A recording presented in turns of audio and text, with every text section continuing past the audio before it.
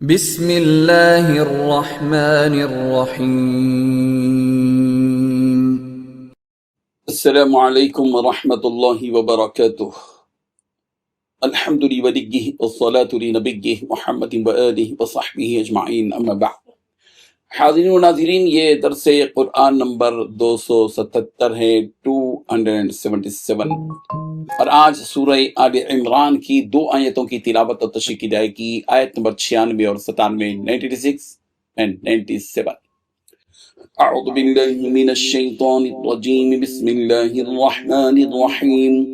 ان اول بیت وضع للناس للذی ببکۃ مبارکا وہدی للعالمین، فیہ آیات بینات مقام ابراہیم ومن دخلہ کان آمنا وَلِلَّهِ عَلَى النَّاسِ حِجُّ الْبَيْتِ مَنِ اسْتَطَاعَ إِلَيْهِ سَبِيلًا وَمَنْ كَفَرَ فَإِنَّ اللَّهَ غَنِيٌّ عَنِ الْعَالَمِينَ۔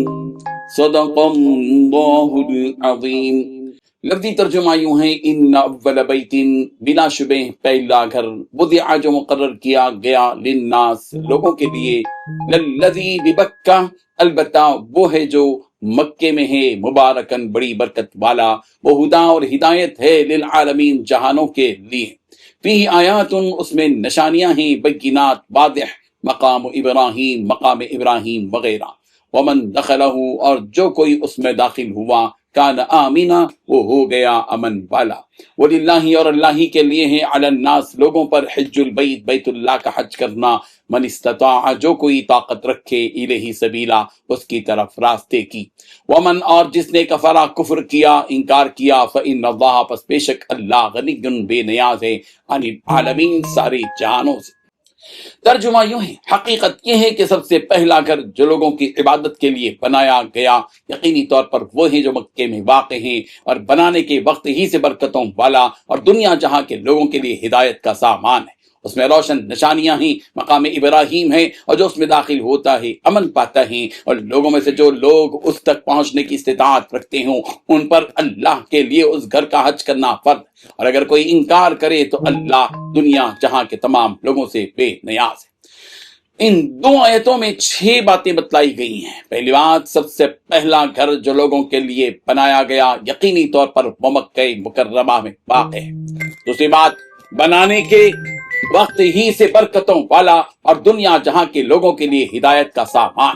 تیسری بات، اس میں روشن نشانیاں ہیں، مقام ابراہیم۔ چوتھی بات، اس میں داخل ہوتا ہے امن پا جاتا ہے۔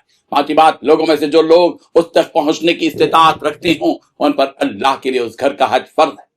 چھٹی بات، اگر کوئی انکار کرے تو اللہ دنیا جہاں کے تمام لوگوں سے بے نیاز ہے۔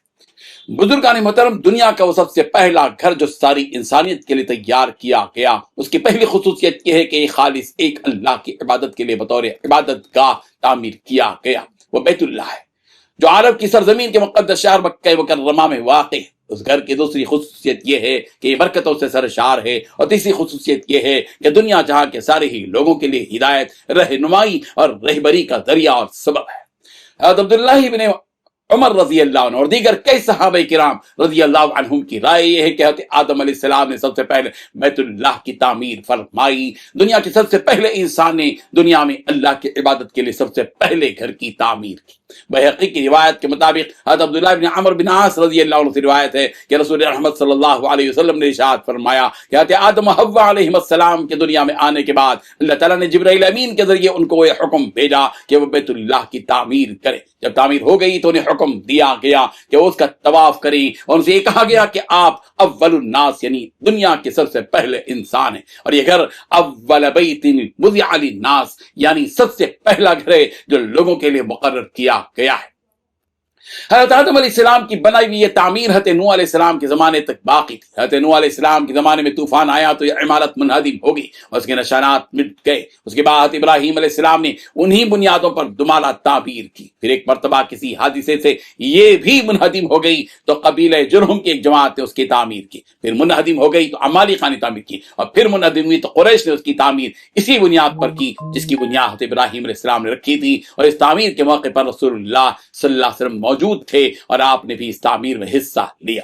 فیہ آیات بینات مقام ابراہیم, اس کعبۃ اللہ میں روشن نشانیاں ہیں جن میں سے ایک مقام ابراہیم ہے. مقام ابراہیم کعبۃ اللہ میں روشن نشانیاں ہیں کا مطلب یہ ہے کہ جب سے کعبۃ اللہ قائم ہوا اس کی برکت سے اللہ تعالیٰ نے اہل مکہ کو مخالف لوگوں کے حملوں سے محفوظ فرما دیا. ابرہہ نے ہاتھیوں کا لشکر لے کر چڑھائی کی, اللہ تعالیٰ نے اپنی قدرت سے ان کو پرندوں کے ذریعے تباہ کر دیا. ان نشانیوں میں سے ایک نشانی مقام ابراہیم ہے. مقام ابراہیم وہ پتھر ہے جس پر کھڑے ہو کر حضرت ابراہیم علیہ السلام بیت اللہ کی تعمیر فرماتے تھے. اور روایتوں سے معلوم ہوتا ہے کہ وہ پتھر تعمیر کی بلندی کے ساتھ ساتھ خود بخود بلند ہو جاتا تھا اور نیچے اترنے کے وقت خود بخود نیچا ہو جاتا تھا. اس پتھر کے اوپر حضرت ابراہیم علیہ السلام کے قدم مبارک کا گہرا نشان آج تک موجود ہے. آج بھی یہ پتھر بیت اللہ کے دروازے کے قریب ہے. مقام ابراہیم کو ایک اعزاز یہ حاصل بخش ہے کہ واتخذوا من مقام ابراہیم مصلی, مقام ابراہیم کو نماز کی جگہ بناؤ. چنانچہ طواف کے بعد 2 رکعت نماز یہاں پڑھی جاتی ہے.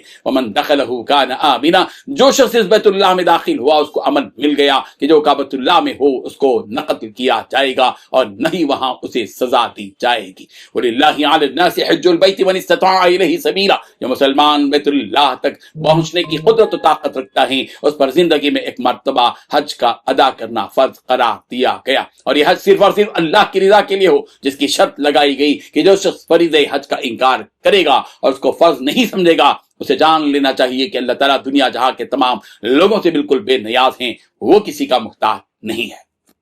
اللہ تبارک و تعالیٰ ہم سب کو فریضہ حج ادا کرنے کی توفیق عطا فرمائے. آمین. وآخر دعوانا ان الحمدللہ رب العالمین. ڈیلی درس قرآن کو سبسکرائب کیجئے, اپنے تاثرات اور مشورے ارسال کیجئے اور متعلقین کے گروپ بنا کر انہیں روزانہ درس قرآن بھیجیں اور اجر ثواب پائیں.